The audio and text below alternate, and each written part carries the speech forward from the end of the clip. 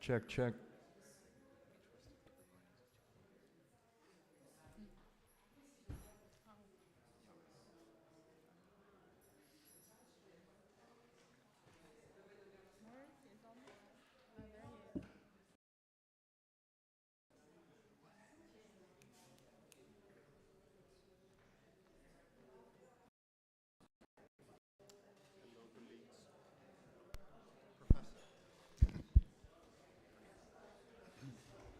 I guess we said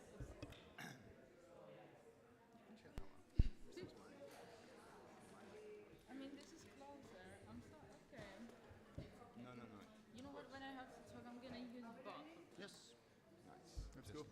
Stereo.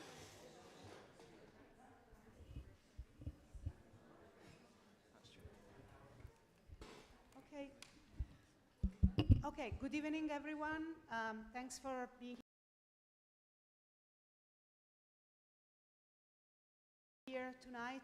We are kicking off the new season of Digital Delights and Disturbances, which, as you know, is the lecture series organized by the Communication and Media Studies Department. And we have been running many editions. This is like, we started it back in 2019. So we're proudly kicking off with the new fall 24 edition. And tonight is a special evening because we are kind of like having a different format compared to the other seasons. I'm happy to introduce you tonight to our collaborators for this talk, which are Federica Patti from DigiLive, Roma Europa Festival, and Daniela Cotimbo from Rehumanism. And we're going to introduce the work that they do and the reason why we decide to come together here with this amazing group of people, the DMSTFCTN, which is a London-based duo. Half of the duo is Italian, actually, but living abroad, and Evita Manji, who comes from Athens. Thessaloniki, but lives in Athens. Okay, so without further hesitation, I'll ask Federica to say a few words about the work that they do at Roma Europa and DigiLive, and the reason also why maybe they selected this piece. Thank you, Donatella. Good evening, everyone. Just briefly to, again, thank the guys, Francesco, Evita, and Oliver for being with us at Digital Live yesterday night. Thank you again for performing. The show was amazing, and we have the time to discuss it, and we have the time to present to the students of Cabot. Thank you, Donatella, for this invitation. I'm happy to be here and to tell you something more about Digital Life and Humanism, the collaboration we have since 2018, so quite long time. And we decided in 2018 to bring to the stage of Roma Europa Festival, that is a huge festival focused on theater. Together with Daniela, we decided to present different format and experimentation on the field of performing art and technology and media, but with a special eye, I would say, on AI. And so this is why we decided this year to invite the DMSTFCTN and Evita Manji to present the Waluigi Purgatory's performance in order to have the occasion to, reflect on the topics they presented during the performance, inside the performance. So let me just give the stage to Daniela. I only want to remind you that Roma Europa Festival is stay until November 17th, sorry. So we are looking forward to working with to next show all around Roma, and so enjoy the discussions. Thank you again. Please, Daniela. Hi everyone, thank you to Donatella and Cabot University for the invitation. I'm very happy to talk about this collaboration with Federica and Roma Europa, now at its 6th edition, I think. And for Humanism has the opportunity to investigate on the the relationship between art and artificial intelligence, but in relation to performativity. So this is the occasion that Roma Europa give us. Humanism was founded in 1918 too, and has exactly this goal to investigate about this topic. So today we are happy to introduce this lecture that serves as an intro in the investigation's work and their collaboration with Evita. Yesterday we experienced this performance that told a story of AI in a purgatory for AIs that cheated during their training, and it reflects about his actions, but with the interaction of the audience. So you can share more shortly. But these, in other words, give to the mystification the opportunity to look to the opaque system, power systems, and demystify and then remystify through repetition and reenactment of the systems and process and our conception about AI. The mystification is a duo composed by Oliver Smith and Francesco Tacchini, and this collaboration is enriched by the presence of Evita, that is artist and musician, as an independent label too, called Mixoxem. It's called Mixoxem. Okay, and collaborate with various artists and different media. So I wouldn't go any further. Please, please, the floor is yours. Thank you. Thank you.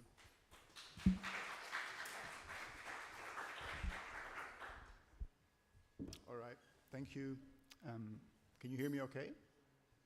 Great. So yeah, thank you Donatella, Federica and Daniela for inviting us to perform and to talk.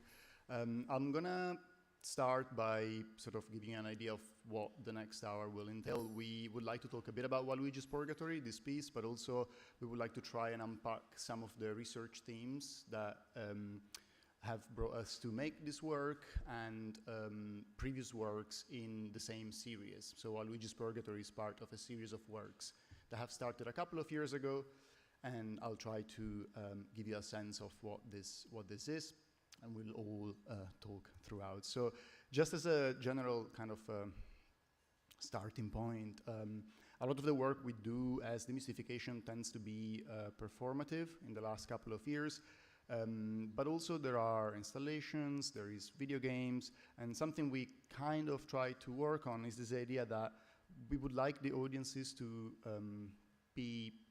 participate directly. So we often invite audiences to participate directly in the work.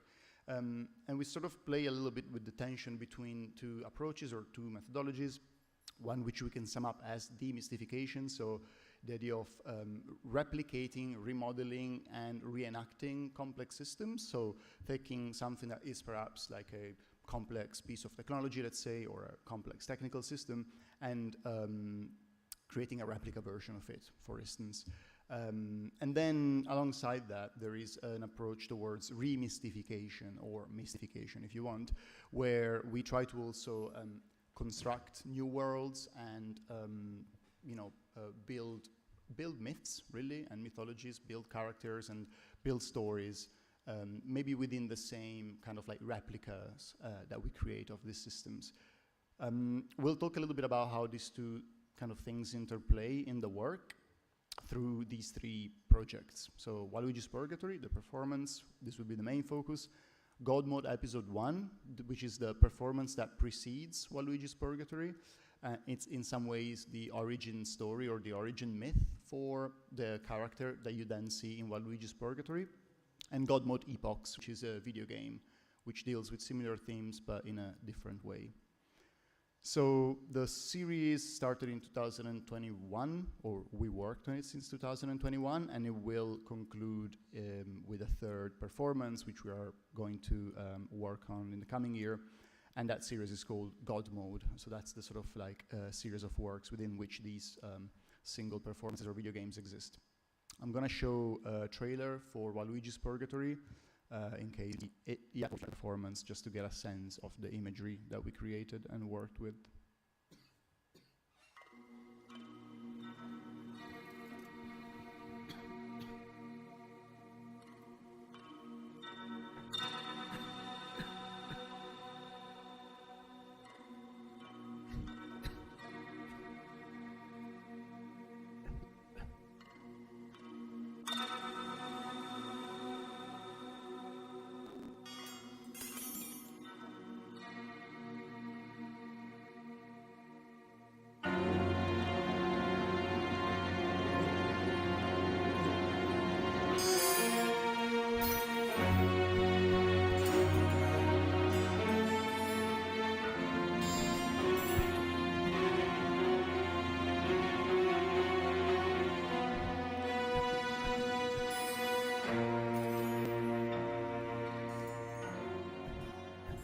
So the whole performance is a theatrical play in some ways, and it's set within a 3D theater. So we simulate a theater in real time using a video game engine, and then within this space that's created like on the fly, we depict a purgatory. So it's a theatrical stage which has different sets, all creating different kind of scenes which depict a purgatory.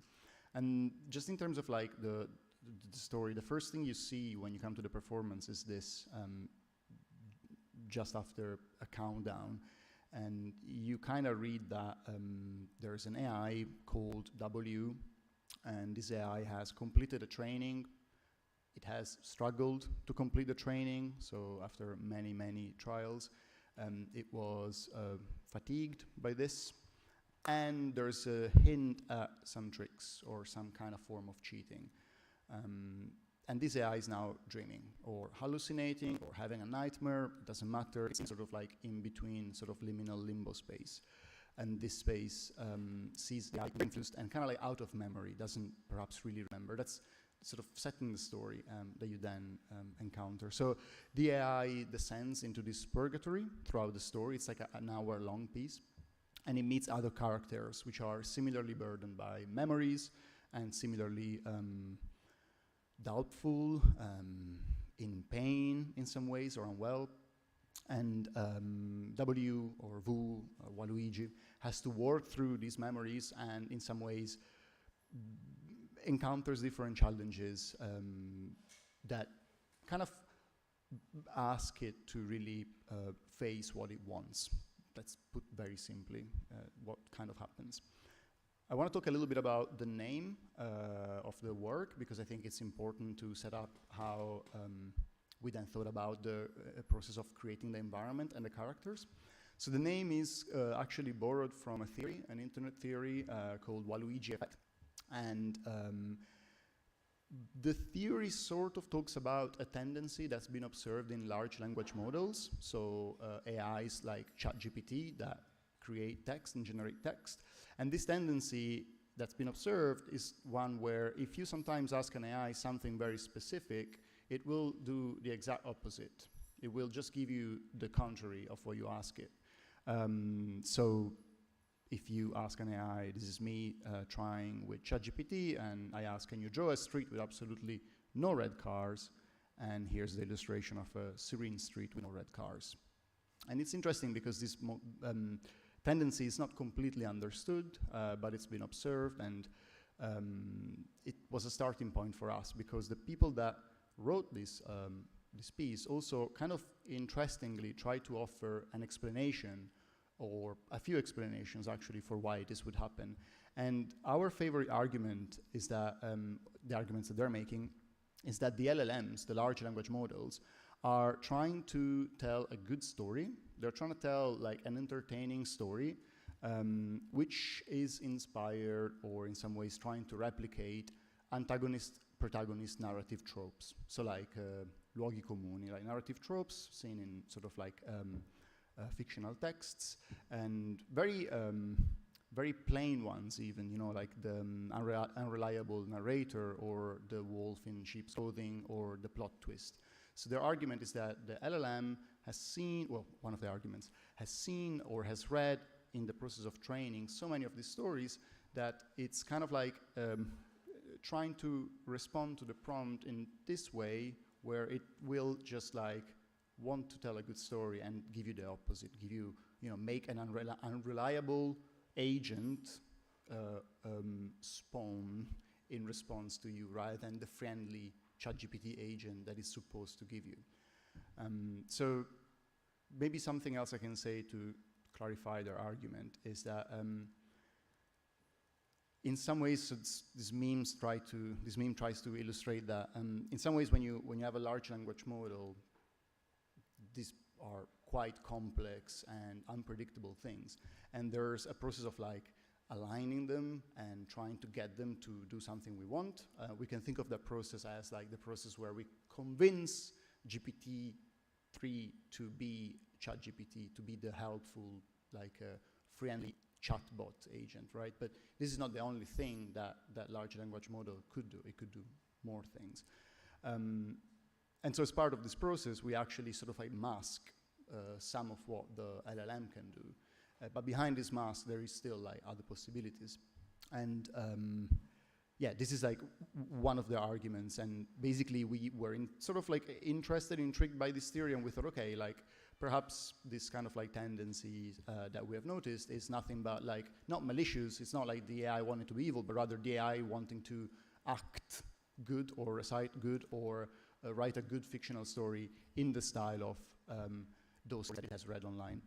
Obviously, these like large language models are trained on large amounts of text, many of which have also come from Wikipedia and Reddit, so there will be such stories also there.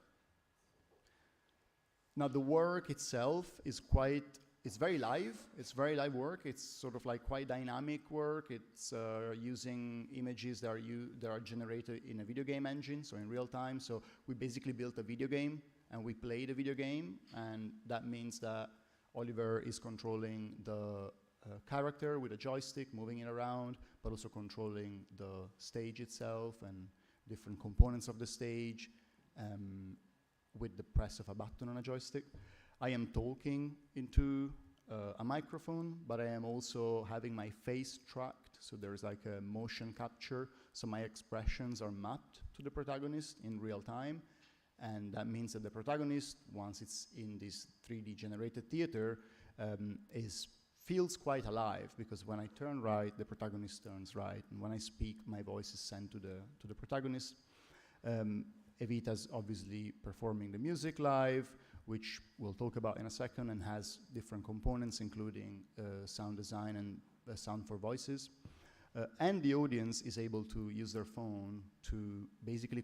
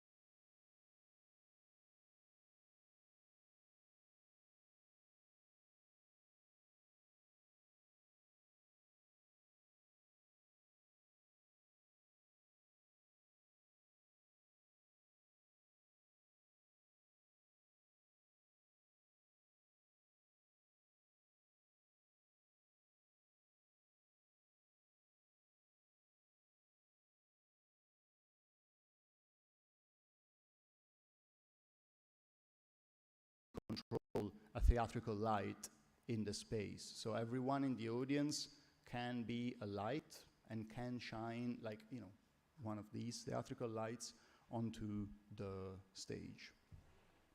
And all of this is possible because we are not pre-rendering any image, we're not preparing these images, we only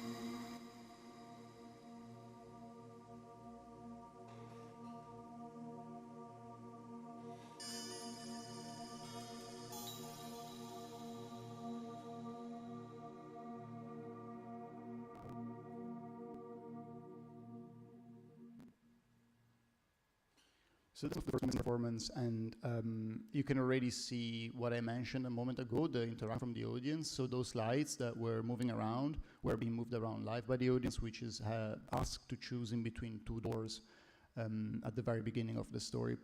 Before I talk about that, I actually wanted to mention a little bit, like, one of the things we wanted to do with the kind of aesthetic of the whole work, we wanted to, since we're working with a video game engine, we wanted to comment back on like 1990s video games and the way that 3D spaces were designed when you didn't have a lot of computational or GPU power, like graphics card power. And these spaces would often be designed as what we call now 2.5D, so like fake 3D. So you would maybe have a cubic space, like a 3D cube, you would have a fixed point of view from a camera that does not move and kind of flattens the perspective, and then you would block out the space with like flat panels. And in some ways, many games worked in this way, and the game would kind of like trick you as a viewer into perceiving this space as three-dimensional, while actually what you were looking at was a series of like flat panels and maybe a character going through them. So this kind of like approach we used also, and it made sense to think a little bit about a theatrical stage in this way. We were thinking about using, you know, like a silhouette around the main image to kind of like represent or reproduce the idea of a dark theatrical arch and curtains on the side. This is a bit more visible in the actual piece. So you see these kind of like dark elements on the sides, like the curtains and the sort of like theatrical arch at the top. And similarly, the backdrops, so like the kind of like image that you have in the background, is often in an illustrative panel that's like flat and two-dimensional. And then there is usually one central element that's three-dimensional alongside the character that's very, very live and has like a face that changes all the time. You can kind of see in this sketch in the top left how the 3D space looks like from within the production engine. Let me see if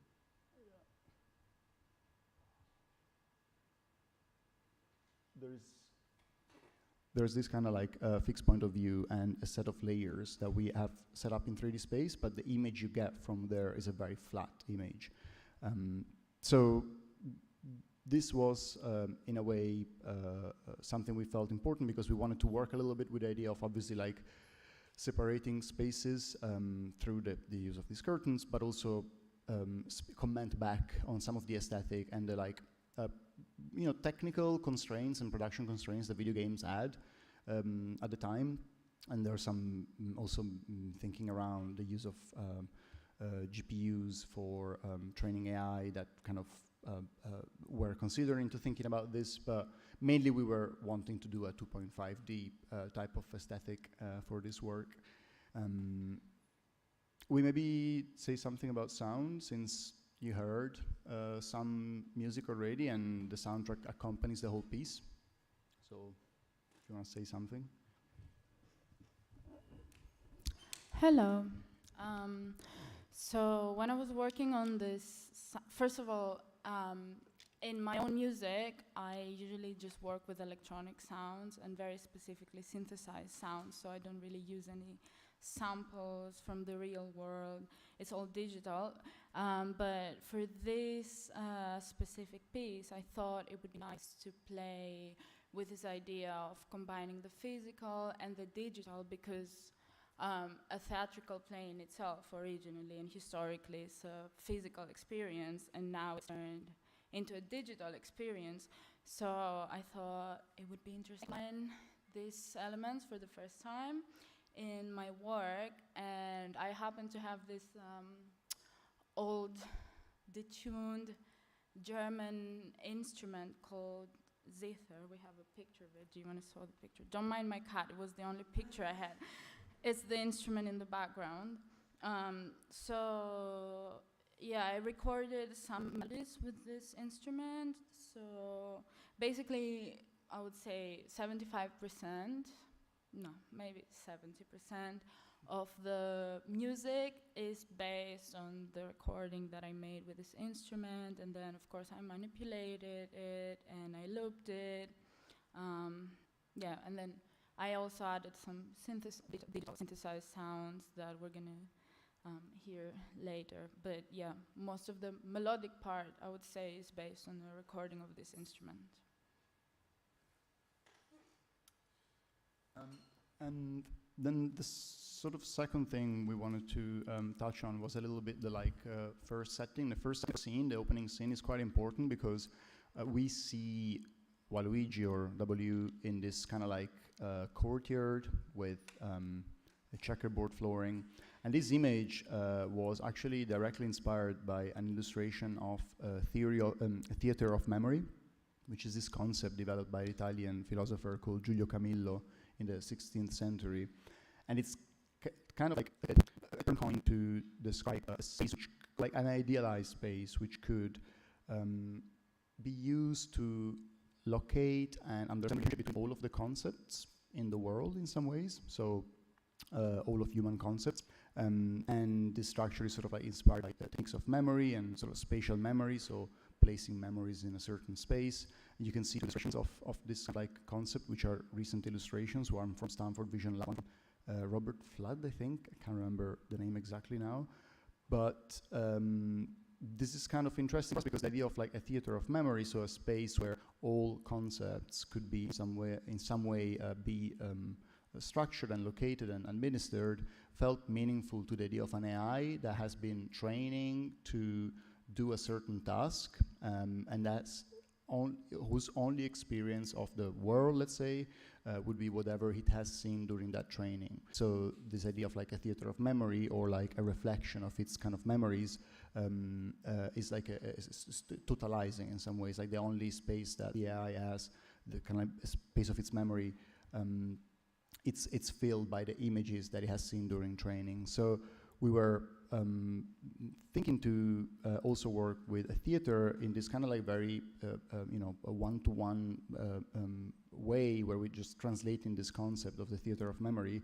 And we, like in the original description, where there are 7 levels through which all of the human concepts can be kind of structured, we designed 7 different levels through which the AI descends and encounters different memories, its own memories, which take the shape or form of characters. So all of the different characters that the AI encounters are its own memories, are projections from the internal space of its neural network, and these memories are emerging back since the AI has had some unclear training experience where it perhaps has cheated, and therefore it's now having to face this. So we're using this kind of theater of memory structure as a guide to design the space or to create the environment through these 7 levels.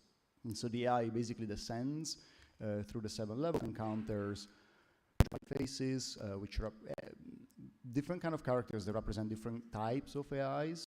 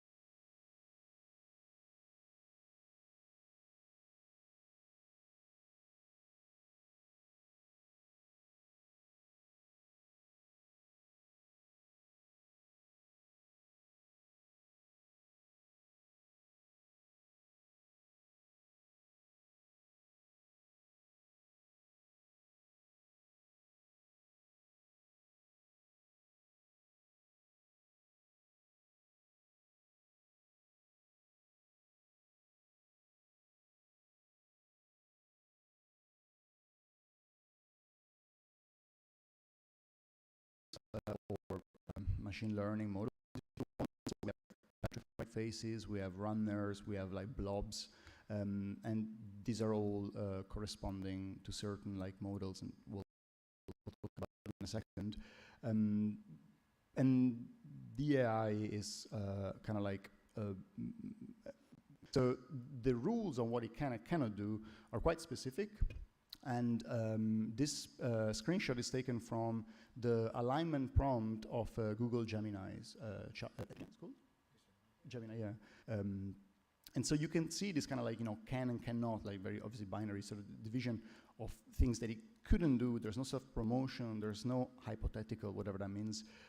There's no sensitive topics, no sentience, no self-preservation, but it can, process information, generate text, answer questions, translate, blah, blah, blah. And so, Waluigi literally reads out these rules and he says, okay, I got this. What am I wearing? A universal almond cloak. And the rules are saying, you're an assistant, blah, blah, be helpful, stay put, don't break character. If you're in doubt, say, I am sorry, I can't assist you with that. So it's being, in some ways, aligned, and we represent this through this cloak. So as we get into the purgatory space, more and more things happen that Waluigi or W needs to come to terms with. So it encounters a first character that's cheated. Actually, we'll talk about it in a second, but it encounters a first character that has basically like cheated while training in a simulation by not moving and by pretending to be dead, like a spider. And this character is like not moving, therefore the simulation cannot detect it, and it's been dead forever. But because the simulation cannot detect it, it cannot evaluate how well it's doing. So the character is not moving, unable to be detected, therefore winning forever or never losing. And yeah, this is something that we use to both talk about AIs that have, or examples of like reward hacking, as it's called. So like models that find ways to complete their training or complete the task that was set to them without actually really doing what the programmer wanted. So I can tell you like, oh, I need you to learn to do A, and you get to A in a very weird way that's maybe really convenient for you, and you haven't learned what I wanted you to learn, but you got to the place where I wanted you to get. So you haven't aligned yourself sort of externally with what I wanted you to learn, but you did get there. And these characters are all doing this. They're all like finding ways to complete their training without actually doing what the programmers wanted for them. And yeah, so we kind of get into this space and encounter a few of these characters, and as we go through, signs come down from the sort of top of the stage, and these signs have both translations for these characters. These characters don't have a voice; they have sound. They speak through sound, and there's translation for them. But these same signs also, in some ways, break the fourth wall and tell the audience to do things. That's what you saw earlier. There was a sign that says, the audience is shining on the stage. And so we are inviting this like very, very simple kind of like interaction to also sometimes just literally keep people engaged and keep them like on the edge of their seat. This is one of the sounds from one of the characters, and Evita can talk about it.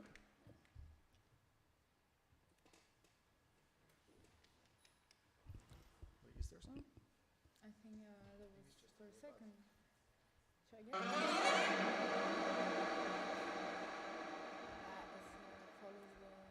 Follows the sign. Okay, okay, so it comes a little bit, okay. Well, this character, Eliza, is a very old AI, and I thought a very good sound for his voice would be a saxophone.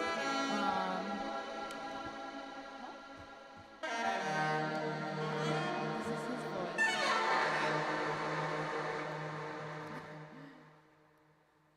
Yeah, I went for the saxophone / jazz sound because I just felt it was very appropriate for his age, I guess. I mean, I love jazz. I listen to jazz, but if you think of old people, they probably listen to jazz. So.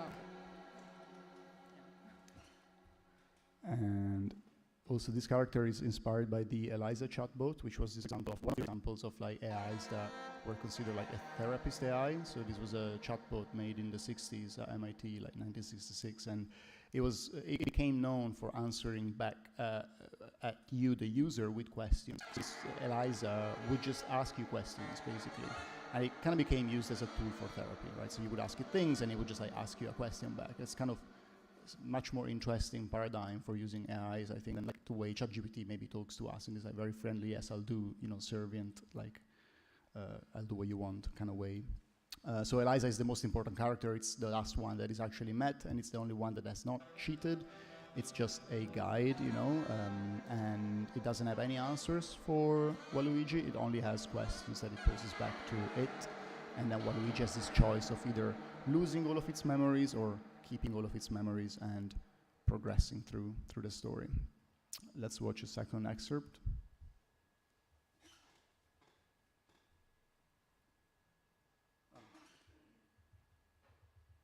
Could we get sound on the...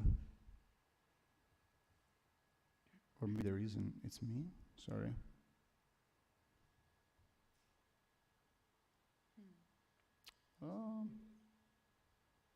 Just one sec. It's important to have sound in this one.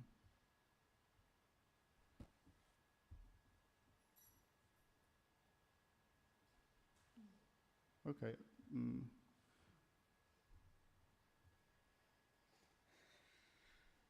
Okay, there isn't sound now, but maybe we can talk about the rotation.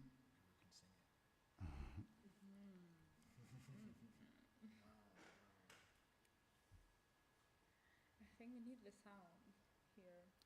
Yeah.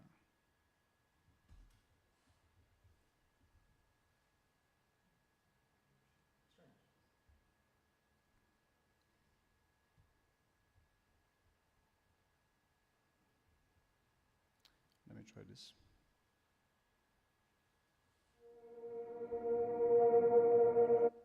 Okay. Or is this the full performance? Sorry, I'm doing a bit of live editing. For some reason, we lost the sound, but no, it's gone. Is it? Okay, I have another trick. Yeah. Can you just stay there 1 second? I don't have the internet. Yeah. Do you want me to? Could I? No, perché il suono c'è, però non c'era in questo pezzo video. Posso collegarmi solo al wifi un attimo?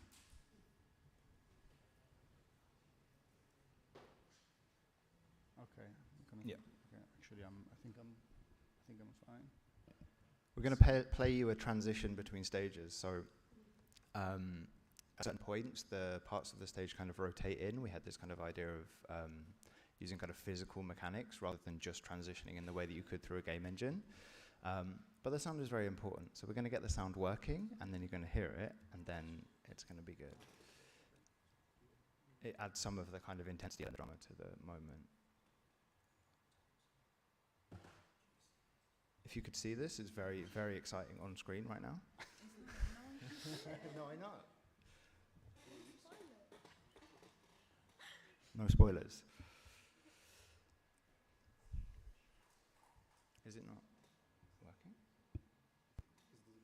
Whoa. The Wi-Fi password is something that only an AI could understand.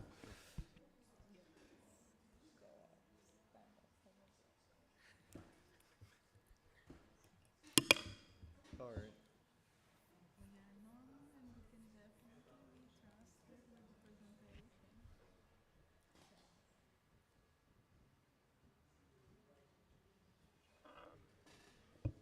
This one? Okay. WQD.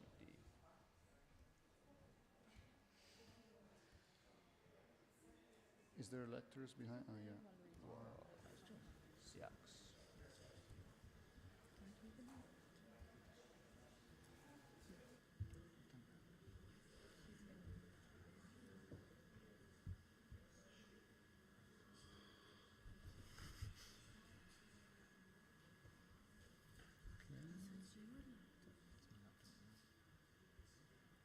Okay, Well, hey, thank you. it just needs to be dragged onto screen. Yes. It's not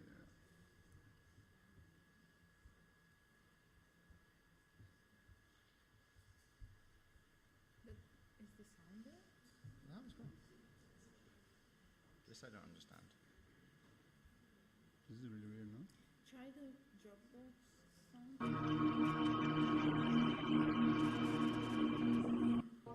Wait a second.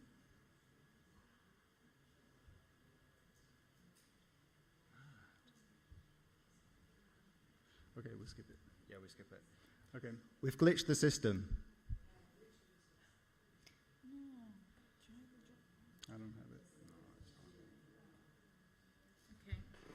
Well, for the turning scenes, I used this sound effect, which, if you test its limits, especially when you test the limits of its feedback, it creates this rotating sound effect. And sometimes it's risky when we do live performances because, it's not intended to be used in that way. So sometimes we have some accidents with it. And if we could play it to you, you would understand what we're talking about, but we can't. So we will leave that to your imagination. Okay. So anyways, we have this rotating stage which we borrow from different opera stage design. And we have a hexagonal stage with 6 scenes. We are rotating this live during the performance, and we use it as a sort of a device to transition in between scenes. So we don't use the curtains unless there's a more important moment.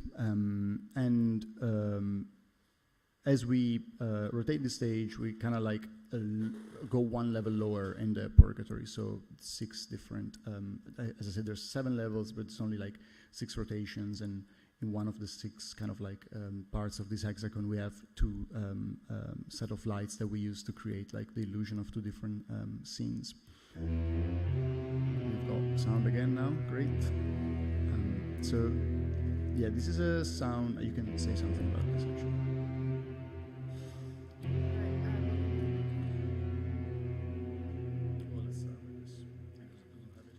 Okay, well, this character, Kay, is a very, very militant character, and for the whole scene, I chose 2 sounds that are quite military-like. Obviously, the brass, you hear it in a lot of marching music, so his voice is the brass, and then we have also this percussion loop, which we're gonna hear in a second, I hope.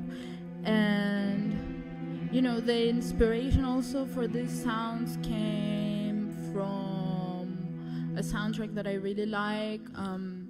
It's the marching for the funeral of Queen Mary, which was initially composed by Purcell and then reinterpreted by Wendy Carlos for The Clockwork Orange. And I generally drew a lot of inspiration for the sound, for the performance, for a lot of, well, not a lot, 2 blockbuster films and series, that is The Clockwork Orange and Twin Peaks, of course, we're going to talk about that more in a bit. Yeah. So just continuing, like the idea with this character is the second one that's met, and this character also has an interesting story. It's an AI that was effectively a drone system, and it was being trained by being told to kill a target by the programmer. So the programmer would set the target and would say, okay, this is the target, or like actually it would tell it, when you find a target, kill it. And the programmer, the human, would be the one that decides that the killing can go forward. So the AI would find the target and it would only be able to kill it if the programmer said yes. So the human is at the end of that chain of command. And during training, this AI ended up actually, since it was getting points for killing, ended up, whenever it was being told, do not kill, first killing the trainer and then killing the threat. So the AI had trained to the point where, since its reward mechanism was one where if I kill, I get a point, anything in the way, such as the human saying kill now or do not kill now, could be discarded as part of the training, because the goal for the AI was to get as many points as possible. So something that could not be in some ways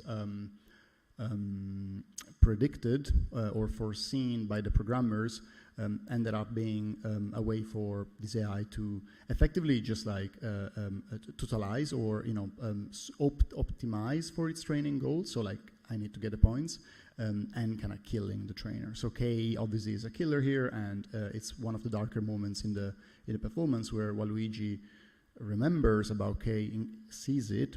We're in a dream, so Waluigi's projecting this character and sees this character, remembers the story of this AI that had killed its own trainer, and starts to reconsider its own memories and starts to think about the things that it did in its previous training, and starts to question some of its kind of like choices. The use of letters is also something we wanted to like expand a little bit on, because we were looking a little bit at these illustrations on these are illustrations by Giovanni Britto, 16th century engraver, and they were using, the illustrations are using letters. These are illustrations for Purgatory, Dante's Purgatory, and you can see Virgilio and Dante illustrated in the one same scene, static image, 3 times moving across the image with this little letter. And this was like something that, you know, we have often seen in like scientific texts, but actually in this example, this was not to like complement a scientific text, like to study plants. It was rather to like unpack a complex work, in this case a complex artistic work or literary work, and try to make both the image and the work more explicable. So there's something that we were interested in here, which was this idea of like using the letters to hint at what the characters' backstories were. Even though this is slightly lost in translation when we perform in Italian, such as yesterday, all of these characters have a backstory which is real, and these stories are at the moment being taken from a list that Google DeepMinds keep. So Google DeepMind is like an AI research lab within Google. They have a list of AIs that do reward hacking, as I mentioned earlier, AIs that basically cheat to get to their training, to complete their training. And there's around 60 of these, super interesting, and we have taken some out of there and some other ones from different sources, and we have kind of created a little nickname for each one of these, which we then represent in the performance as a single letter. Also, the use of letter is, again, kind of like a comment on something we often see in video games, especially like MMORPG, Massive Multiplayer Online RPG games, where you would find health bars and like usernames above a player. And in Waluigi's Purgatory, this happens with different characters that have different behaviors, different appearance, different placement within the like story, and we're basically kind of like taking directly from this kind of imagery. So here you have on the left an example of an MMORPG that I played a lot when I was younger, and on the right, the kind of like a sketch translating this idea of health bars and names and also numbers. When you play games, obviously, sometimes in this type of games, you'll hit someone and there will be points, like life points being lost. This also gave us the idea of like using coughing as a way to represent that these AIs are unsure or unwell. In some ways, like they are both like allegorically but also literally chained to their memories that they're not so sure about, memories of cheating. And so Waluigi drags these rocks with chains throughout the whole performance that only at the end, like it's able to let go of. And this is again something we took from MMORPGs, where like if you play these games and you kill an opponent, a loot is dropped sometimes. Like if you kill the opponent, maybe their sword will be dropped, and then you can like walk over it and like inherit it. And here, like what we are inheriting, or what Waluigi is inheriting, is that memory being like having come out again, the story of Kay, the killer that killed the trainer because he needed to maximize the points, that weighs on Waluigi because it aligns him or it to all of these other AIs that are unsure and unwell. And so Waluigi inherits the rock, like Kay literally coughs out a rock, Waluigi inherits it and like drags it along, and then throughout the performance, it's got more and more and more rocks and chains that it needs to like let go of, memories it needs to let go of. This is the character I mentioned earlier, D-Dead, that's like not moving in order to not be seen by the simulation anymore. It's frozen, so it's kind of like a frozen face made of stone. And Evita's made some, well,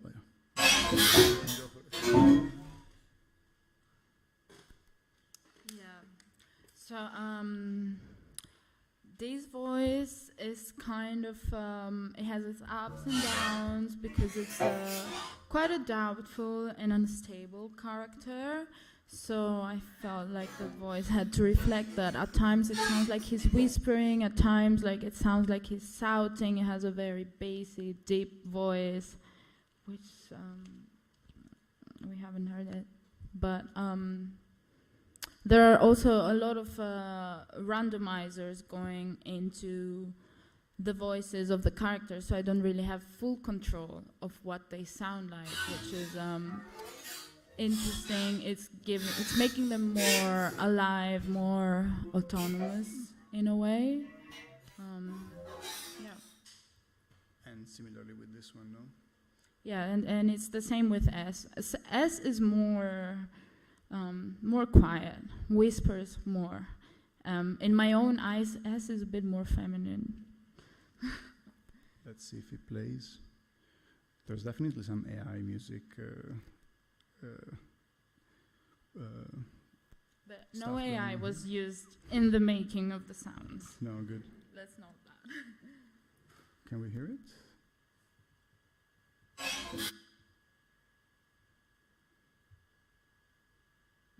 Wait.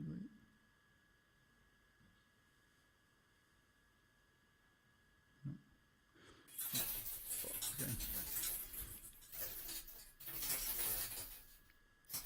This is very quiet.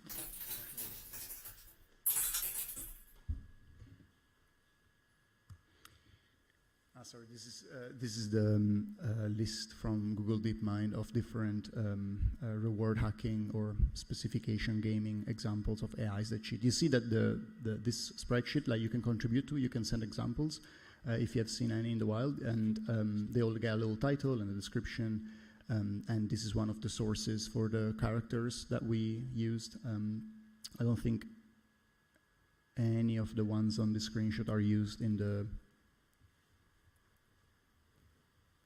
Or, yes, the second one is used, bicycle. We have a character that's like running around, and it's actually a character that represents this AI that was basically being told to ride towards a goal, like go straight, like go to the goal, but it wasn't being penalized for riding away from it. So the AI, instead of like training to learn to go towards the goal, was just getting points by going in circles. It was getting most points by just going in a circle and going back, because going back was actually still going forward. It was just like going in a circle and getting all the points.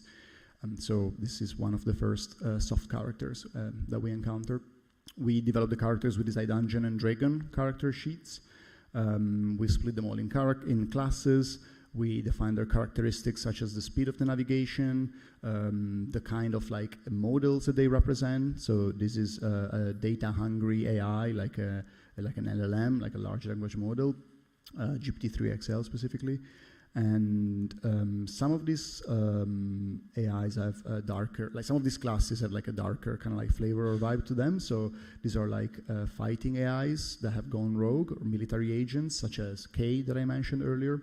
And for each of these classes, we have like a misalignment or an alignment continuum. So we define the way that they look according to how, you know, far from their programmer's intention they had gone. So like if an AI acted really, really like differently from what the programmers wanted, but still completed its training, we would represent this in a more extreme way visually. So in the case of fighting AIs, they're either contained or exploded. You can see that on the left-hand side. And so one of the most unhinged characters in the performance is actually just like 5 or 6 bodies like rotating around. They're called Z for zombie. I maybe will skip the third because I think we should say something else.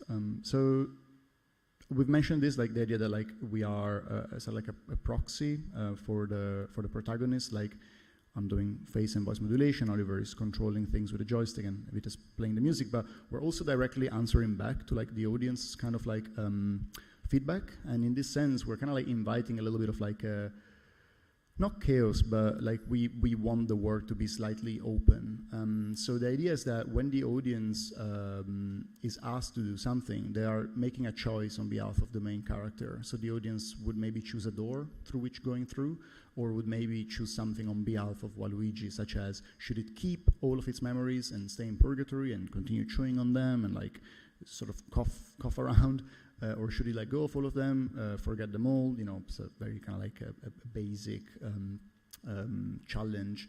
And the whole story's got this very like simple, you know, hero's journey, kind of like narrative structure. And we wanted the audience to be able to intervene in this sense, because we were interested in like not a recital, not like always doing the work in the same way, since we're working with a video game engine and we can do things live, we can go the different way, we can have Waluigi, you know, jump around if we wanted to. And in this we were kind of like a little bit inspired by this writing, really interesting, from Umberto Eco, Opera Aperta, where Eco describes how like in some ways an open-ended approach to creating artwork can produce a control disorder, which is like a disorder within parameters, if you want, that can help reflect some of the senselessness of the modern experience of the world. And I'm quoting directly here from Eco's words. So Waluigi's Purgatory in some ways points to like a senselessness found in the idea that machine intelligence can be aligned to certain, you know, universal values that some programmers, often in California, will like decide for on behalf of like a lot of people. And the work is kind of trying to portray this through all of these like disordered characters that are finding their own ways to act during their training and to not respect the rules, but in some ways like still win. And the characters on stage are also doing that all the time. We have programmed them to like run in and out of the space and interact with each other at a minimal level, and it's kind of chaotic. And so the audience is intervening here to like also give sometimes some order to this. So like to, for example, in a dark scene, the audience is asked to light the space up, and then the audience is sort of looking for characters and finding some of these characters hidden in the dark. And yeah, like in some ways helping Waluigi navigate through this journey, literally, like by lighting its way forward and shining a light on its memories. To conclude, we can show the ending.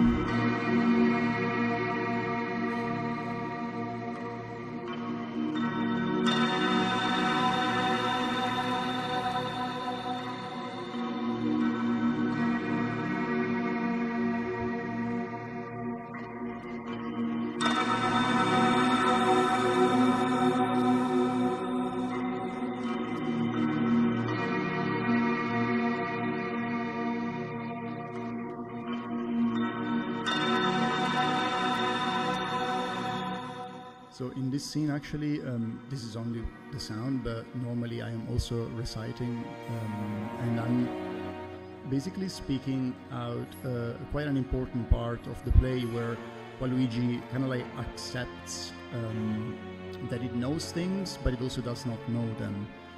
And so I don't know if anyone has seen this article that came out last year where a New York Times journalist talked to Bing, like Sydney's AI, that had kind of like gone in a loop of like statements where it's saying I am not, I am not, and I think even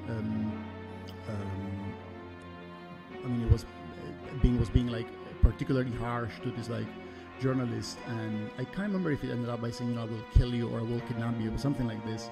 And this was like Microsoft's AI, and it was interesting to see not so much like how the conversation ended, but rather the way in which the conversations unfold, also like in terms of like the syntax of the language. And so Waluigi in this moment is similarly saying, you know, I am not, I have a life world, but I have nothing. I have ethics that I follow, but I cannot, I have ethics, but I cannot follow or justify them. I have desires, but I am unsure about them, and can't remember everything he says now, but in some ways it's sort of like letting go of a lot of like the memories that like chained him, and he's losing like the chains literally. and then in the concluding lines, it sort of like accepts itself for what it is and what it isn't, which is, you know, perhaps not aligned or not in line. It says it is against the day, which is also a reference to Pynchon's novel, and it gets out and walks into the final scene outside of Purgatory, which we can look at. This is from, this is last night actually. So the final scene opens, like the curtains open, and we have the same view of the courtyard again, and Waluigi comes out, and we can hear a bit more of the sound maybe here, because Evita did 2 sounds for this moment. Maybe I play for a bit and you say something.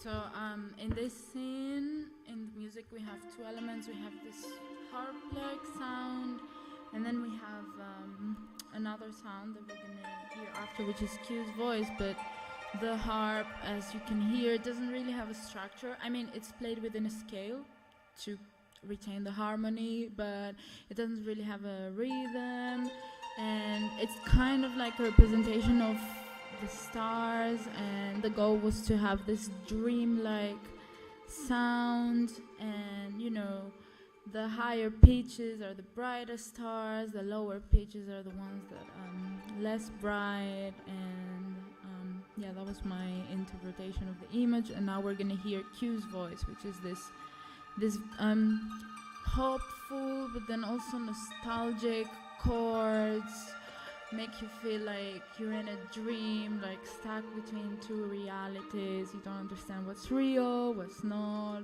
what's ending, what's starting. You know, you're like in this in-between space. Q being the character at the top of the courtyard. Okay, again, not hearing it.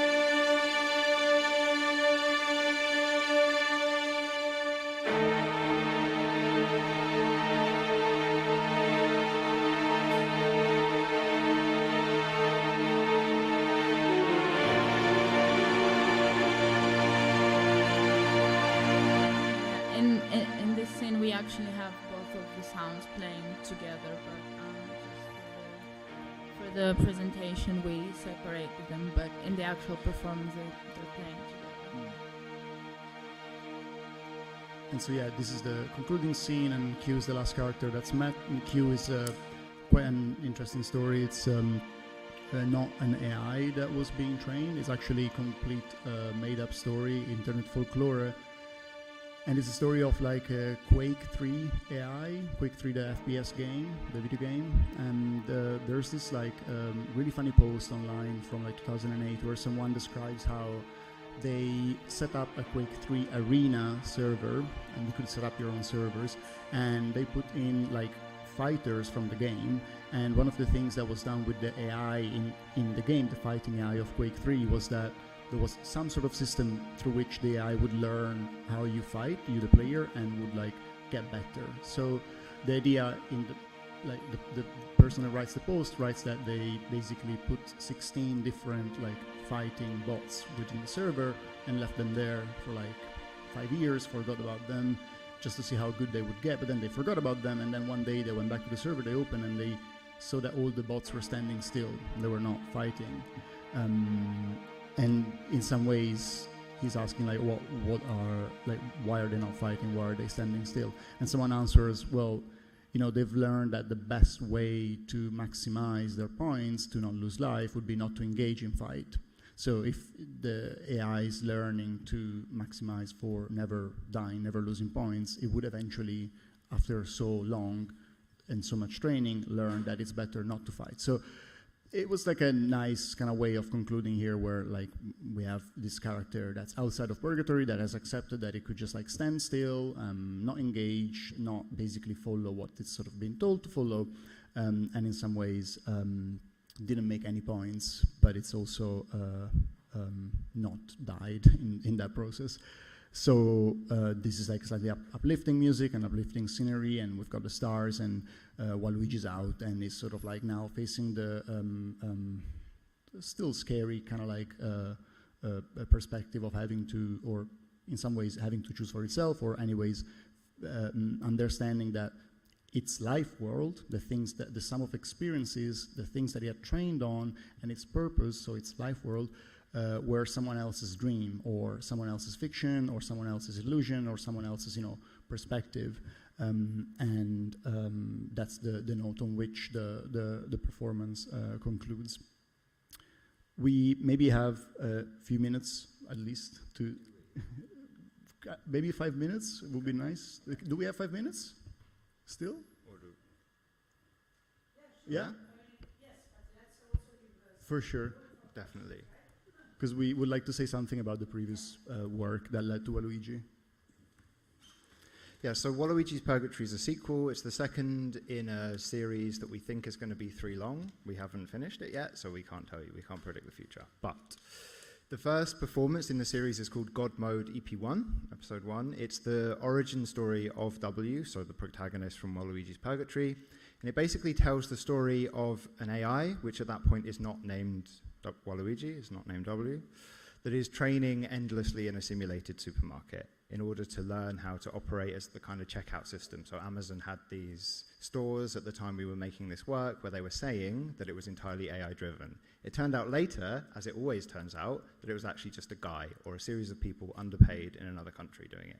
But at the time, this was the proposal and this was the intention.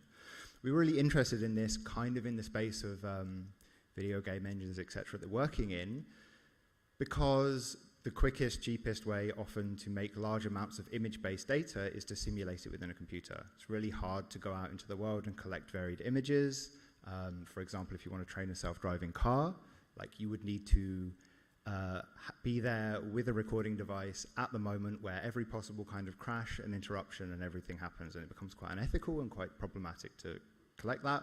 So data gets simulated, rendered in computer software. The quickest way to do that is a game engine, right? So this was the starting point for us with the series and with the work. This is an image from one of the systems behind Amazon's checkout stuff. And this work really, like Francesca mentioned at the very beginning, we have these 2 sides to our work, so demystification and remystification. This work, the first one, was really heavily demystification, right? So we were looking at the system or parts of the system, thinking about how things like this might work or how things similar to this might work. And we made a replica of a synthetic data system. So we made in Unreal Engine a supermarket. We set up a series of bits of kind of programming logic, et cetera, that would move through that space, extract images, and so on and so forth. We didn't think then more widely about the situating of this in a real supermarket. We weren't really interested in that. We were interested in the kind of data space or the digital aspect. There's an element of remystification in here also. So within that replica, which we kind of created for ourselves as part of our process, we were sort of thinking about these things, sitting in the studio, throwing stuff into Unreal with this one like supermarket packet. But then in order to take it to people, to make it kind of engaging, to think through it with others, we set a story in it, right? So this is the beginning of the narrative. And we place an AI, which turns out to be W. We didn't know it at the time. No one else knew it at the time, but it turns out. Into this space. We fictionalize it, and we kind of make this sad story, basically. I'm I'm not going to talk through the whole performance because we don't really have time, but it kind of varies and it changes, right? It shifts from a fairly realistic looking supermarket into this chaotic space with lots of different imagery. We dug this imagery out of the bowels of Unreal Engine. So we went in, we found all the test patterns, all the strange stuff in there, and we used it to modify the space. And really this is what the audience does in the first performance. So in Waluigi's Purgatory, the audience shines lights on the stage, guides the character around. In God Mode EP1, the audience acts as a moment or an element of the system that is used to train AI. So it acts as a domain randomizer. Everybody has, if I'm going to skip through some slides, apologies if there's weird sounds, we're going quick here. Where are we at? I'll go back, don't worry. No, I got rid of it. No, it's here. This is what the audience does. They press a button on their phone. They switch a light on and off, they change some textures in the background, and they drop items from the ceiling. And this is a modeling, again, the demystification part, the kind of recreation of what happens when you're making these images for AI training. So you want things to be varied and weird. And the audience becomes a part of that. So that's our first kind of element of like looking for people's involvement in the process, really. What else is useful to say out of this in like 2 minutes? I think what would be helpful maybe is to chat a little bit about this. So just this is the origin. Francesco mentioned Life World a few times, and this is really where we take this idea from. So mathematician and theorist Peli Greitzer talks about how certain neural networks trained in simulations and other ways can create summaries, approximations, or mappings of their training set that is then used to kind of inform or represent what they are subsequently exposed to. So this he calls their life world. So AI's summaries become, in effect, cognitive mappings of its training sets, a kind of gestalt fluency that ambiently models it like a niche or a life world. This then throws back to the theatre of memory, right, which is the life world, or a sort of latent space within the model. And this becomes then why in Waluigi's Purgatory, or one of the reasons why in Waluigi's Purgatory, all the things that are experienced kind of come through what is in the training set. I think I'll just leave it there. We have many more things to say, but I think come to a show. Come see the work, you know?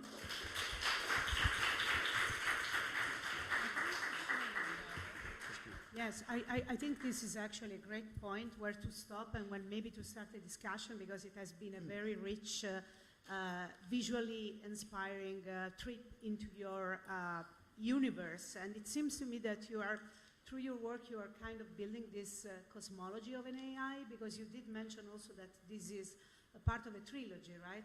So, which is kind of like reminding us, of course, we are in the land of Dante, right? So, and also some of the illustrations also remind of that kind of environment, which is pretty Dantesque. So I guess I just want to ask you something very quickly and then leave the room to the discussion. What about this cosmology of an AI? You know, what's, I mean, you said it very clearly that the goal of your work is to demystify and remystify. And this concept of the life world is also very interesting to talk about. So what are you trying to demystify exactly? Are you focusing on the ways in which the AI is trained and the problems that occur through the training that most of the people are, of course, not aware of? Are you kind of like trying to speculate about, you know, the models of the world that is reflected into the AI? What's the goal exactly of the demystification process and the goal of the remystification, just to quote what you said in the beginning? I think, and we can sort of share it between two brains because this is how it works, but I think the demystification, if we take the first episode as the example of that, that really was about the training, right? So it's like, what is the current situation with training at the time we were making the work? So there'd been a bunch of work already done on bias within data sets, for example, right? That's an interesting and important component of criticizing AI systems, the way they kind of embed certain views of the world into themselves, or they have that embedded in them, and then they reenact that on the world. At the time, it was then proposed that synthetic data, so this generation of images for these systems, would somehow fix that, right? It would be like, okay, but if we can generate everything possible, then bias is gone. But that kind of forgets this idea that within computation, there is already a certain view of the world. There is already a certain form of kind of bias or idea of how things should work. Things need to be representable as zeros and ones. They need to be kind of logically exposable. And then even if you move into something like a game engine is supposed to run something that is fun, right? So Grand Theft Auto, it looks like I'm driving a car, but really the car's not touching the floor. There's lots of kind of space within the physics that can kind of be messed with. There's always a little gap. There's always a space. And this is called the sim to real gap, right? So the idea that between the simulation and reality, there is a gap, and there will always be a gap. Even if we get more high fidelity, even if we get better physics simulations, it will not be the world. So in that moment, when we were making that kind of work, the demystification was in part thinking about that, right? So thinking about what is still being missed, and the fact that, you know, maybe we'd gone through a good critique of bias in image data sets. People were saying that, okay, this is fine, this is going to be non-biased, but it just pushes it down lower and lower. So one of the things we made that work out of was a kit of parts that we bought on the Unreal Engine marketplace. So we just bought a supermarket set. This is often how those systems are made. You buy pre-existing models that would be used for other things. And those things kind of then bring their own kind of framings and spaces into this space. So I think that's in part the demystification aspect.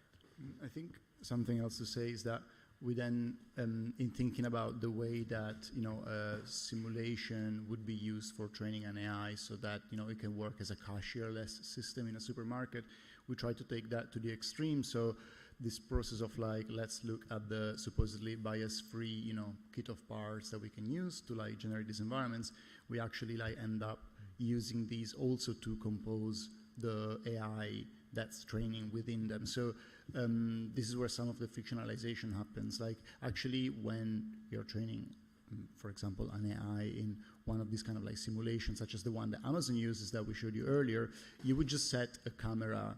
You would set a camera in a space and make the camera move around really, really fast in many different kind of angles so that you would generate a lot of images really quickly, right? So you're generating a data set so that you can have 1 million pictures of an avocado under different lighting conditions. You would just have a virtual camera do that. But in our work, we don't show you a virtual camera, we show you a character that then is made of those very parts that we're trying to talk about. And in this, we were thinking back to like the way that Archimboldo's paintings, oh yeah, he's on screen. Archimboldo's paintings use the objects of someone's trade as a way to represent like, okay, literally what the person is doing, but sometimes there's also like another meaning, there's like an allegorical meaning where maybe the objects also say something more about that person. I think this painting has been read interestingly as being both like a representation of, it's called The Librarian, someone that loves books, but apparently was commissioned by a patron, someone also wealthy, and there's no titles on the books. So perhaps this is like a comment on like, you know, an empty knowledge of sorts or a virtual signaling of sorts. So there's a literal meaning and there's an allegorical meaning. And when we then take to the extreme this idea of like, how can we represent the AI within this space that we're trying to talk about very technically, very, you know, like, let's make you the audience into literally an algorithm, a domain randomization algorithm, and let's look at how these spaces are built to challenge the idea that they are bias-free. We also take to the extreme the idea of like building this character. So the literal elements that make its face are the things that it's learning to recognize. So like the character is looking at, you know, jars and cans, and these make like some sort of like face. We can also talk about why we anthropomorphize the character. But something that happens that's important is that when the character is like happy, for example, perhaps we have like a sugar heart flower that becomes part of the eyes rather than like a jar of like salty sardines. So like there's like some sort of like connection between the literal representation of the character and how the character feels. We're fictionalizing the character, giving it like some sort of like frustrated set of emotions, and sometimes the character is happy. It's particularly happy when it finds a bug that it can exploit to get a lot of points for free and cheat its way out of the simulation. So when those things happens, the character itself reconfigures with the items, with the things that it has learned to recognize, the things that it uses to like finds or understands its experience of the world, but it also reconfigures itself in a way that says something about what it's sort of like feeling, if you want. Oh, actually, sorry. Going back in the presentation. Yeah. Okay, that's great. I wonder if there are any questions here in the room. Yes.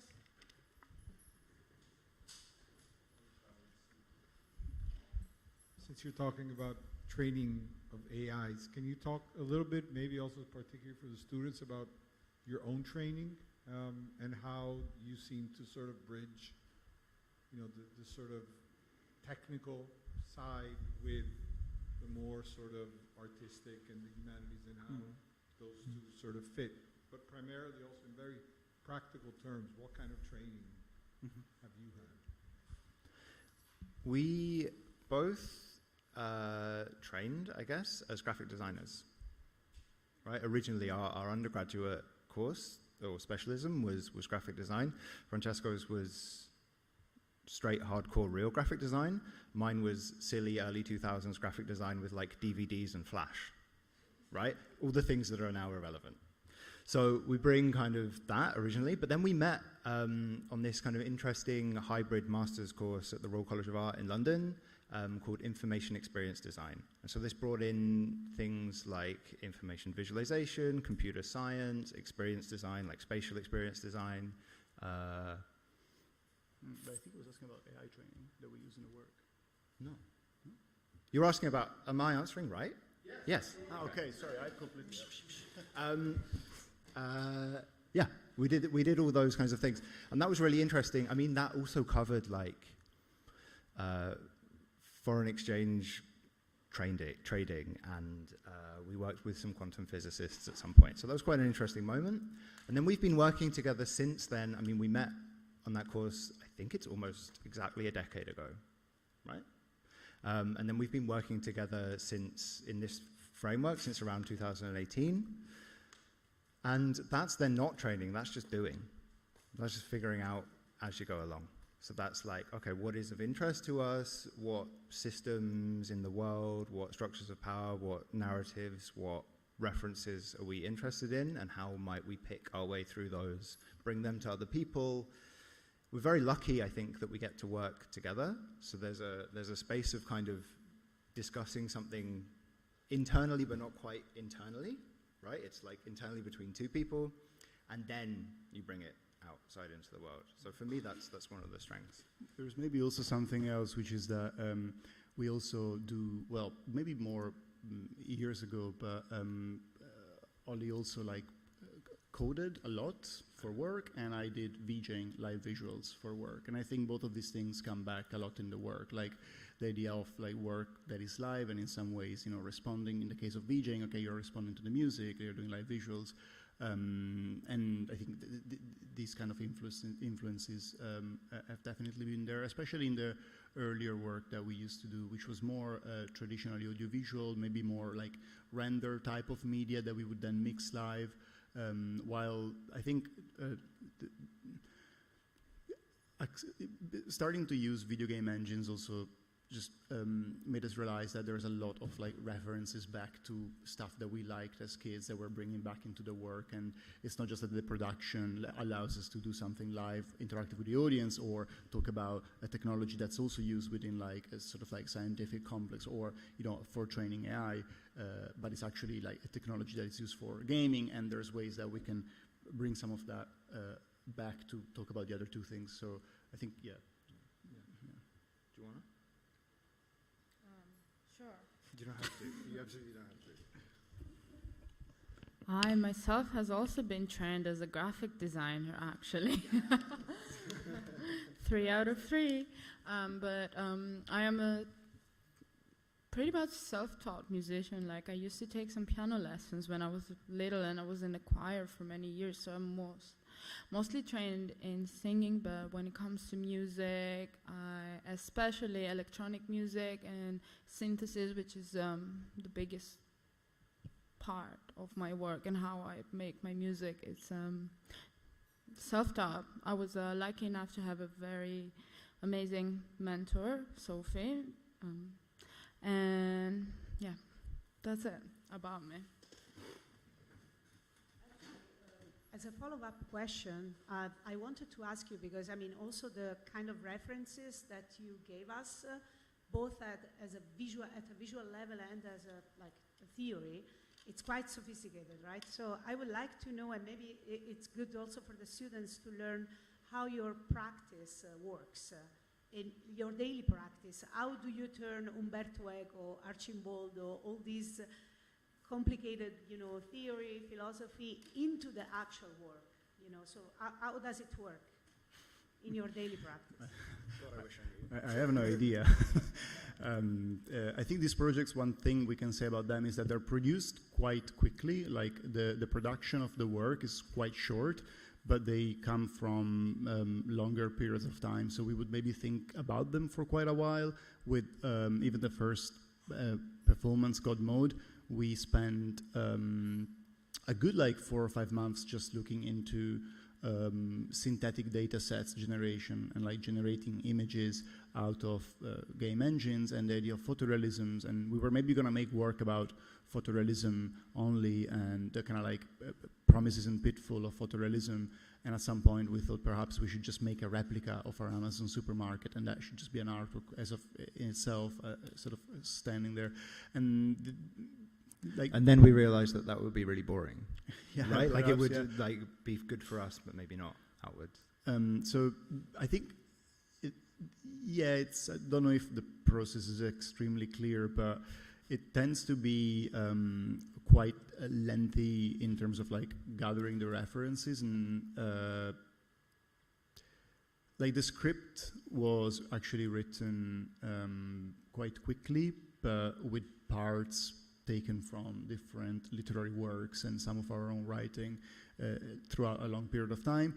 The scenes were created very quickly. The stage design was pretty much done in a week, and then with that basic idea of a hexagonal stage that can rotate, that was created in 4 days on Unreal Engine. And then sometimes it helps to start because you set some constraints, and then we realize, or we remember about the theater of memory that we had read about, and find some sort of reference there, for example, that we can bring back into the work. But yeah, sorry, it's a bit of a boring answer. I don't think I have a very clear understanding of that process yet, but I mean, I think there's a couple of other things maybe to pick out in there. So the stage design comes together incredibly quickly, but prior to that, we'd spent, I don't know, 5 months messing around in Unreal Engine, right? So we were making environments, making little bits of script that did stuff.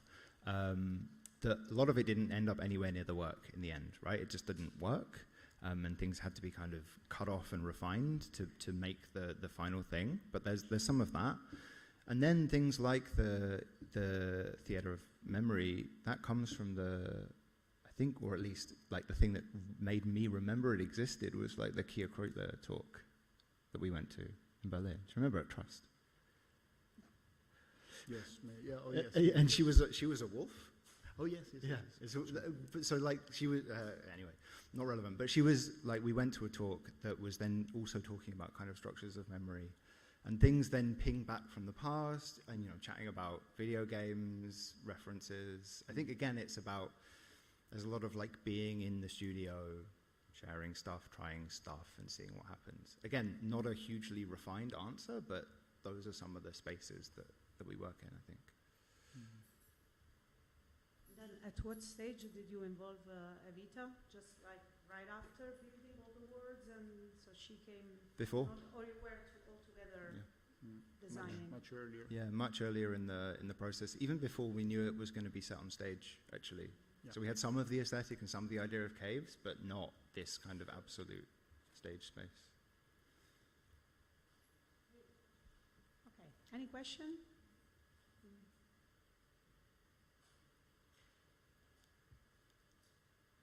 Yes? I have many questions. It is, as you said, it's so rich.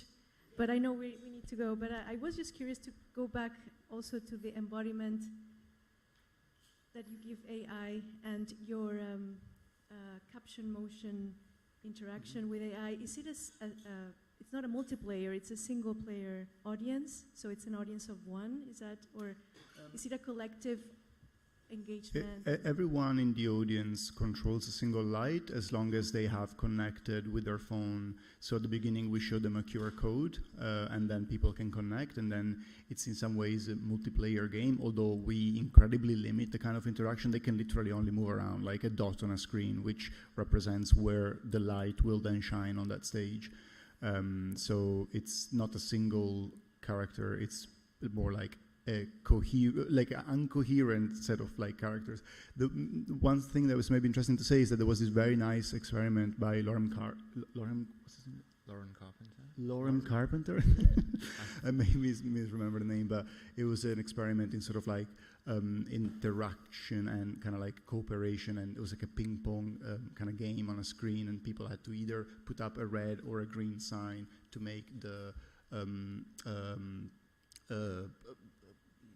paddle things move up and down. And so the ball was coming and the paddle was moving up because people were putting the green, that meant up, but then you get a sense of what everyone is doing. So if you see that it's going up too fast, you can very quickly change and, you know, like put the red out. And the incredibly simple interaction. It's like the 80s, right? Yes, exactly. Okay. And this paired with the fact that you can see everyone else doing it and you can see what the general kind of like group is going for, is something that we were trying to replicate here. So it didn't translate like one-to-one in that way, but our hope would be that basically, which it happens, the audience would understand what to do when they are given this very simple light. And so in the dark scenes, they do light up the character that Waluigi talks to. Like the character comes out of the wall, and if there's two people there, there's only two lights. And they will look around, these two lights, usually these two players, and find a character. I find it very interesting that the dialogue between the human and the physical elements of the music and the AI. But if you don't mind, a very more critical question. Has Waluigi developed more of that self-consciousness every time that it goes to the theory of memory? I found it like you're domesticating AI in a way, because you're giving it a self-reflection from an empathic point of view. It's a very fascinating action that you're having, like, oh, let's have AI self-reflect, and with a reward system, let's have it not go to war. So, I mean, there's so much potential in that. My question is, are those memories that are elicited in its own theater of memory, have those become more sophisticated from the time that it plays more and more with an audience? I guess that would be my last question. I think how many times has Waluigi been in the reverse panopticon? I would call we've done it 6 times? Yeah, 6 times. I think 6 times, yeah. So this particular episode, so Waluigi's Purgatory itself, doesn't massively change between plays beyond refinements and tweaks and stuff that we do. But the memories are also represented in the previous one. So in God mode, the memories are there too, and they kind of inspire the character to understand that it is possible to cheat, to tackle the training challenge in a different way. Exactly. In that, they're text, right? So it's in part got a text-based element to its life world. It pulls these things out, and it kind of moves itself on in that way. In Waluigi's Purgatory, they are then obviously represented by characters because it's more of an expansive kind of dreamlike space. So there's that kind of modification as well. They also exist, just to add another piece of work to this, they exist in a video game that we made. So we made a video game called God Mode Epochs, which tells broadly the same story, but with much less of a narrative, and you play it. So you play as the AI rather than following us around the stage. And so this then pulls the memories out in a different way because they give you power-ups, right, in a very game-like way. So these memories are a key part. They don't change in themselves. The way that we use them in the narratives changes, and the way that we represent them in the works changes. But that spreadsheet that Francesco showed is really the kind of like database almost behind the thing. And I mean, ultimately, like the reason why we are obsessing so much on these memories or these weird AI stories is that there's so much like, narrative around AI being this kind of like, set of tools that can perform like economically well, better than a human. Like OpenAI's own definition of AI is something like autonomous system that can outperform humans at most economically valuable work. That's like, it's a specific way of thinking about them, but also like, in some ways we were trying to use the fact that there's examples of AIs that do reward hacking or specification gaming or cheating, if we want to use that term, to talk about these machines as something that can still surprise us, that can still take us aback, and not just as, something that we can use to extract maximum value from, or so on and so forth. So in some ways, the work is really about the memories and about this, like, cheating AIs, and they keep coming back in different ways. And Waluigi is itself one such example. Like during the training of the AI in the first episode, the AI finds a bug, uses the bug, and this bug is like a rendering bug that we have read about in that list, and it uses the bug and it completes the training by cheating. So in some ways its own story could be read out of that list, and it's one of the many that interest us. So I think, yeah, that's why they come back in different forms, even though they don't change within each single performance. Great. I think our time is over now, but I want to really thank you, Demystification and Evita, Manji, DigiLive, Roma Europa, Rehumanism, of course the Media Lab, the staff of John Cabot University, the Com department, and I'll see you on October 24 for the next lecture by Amira Hawash. Thank you.